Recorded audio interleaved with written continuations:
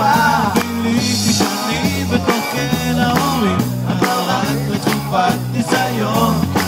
בעזרת השמיעה גם פיתחתי שפה שעזרה לי בתחום התקשורת, ופיזרתי לעיתים צירופים של מילים בתקווה להחזיר את המצב.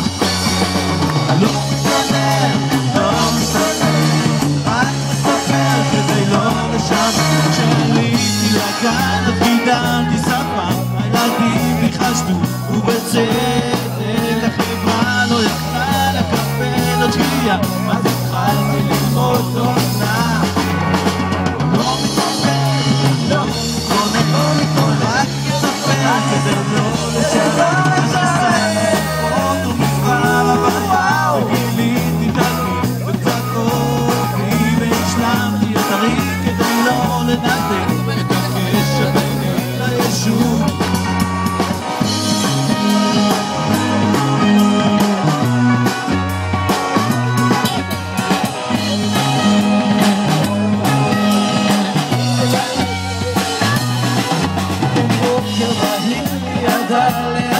ועמדה לבדה שם במחר, ומיד תוך דקה שוב נתן לי ידה ועסקתי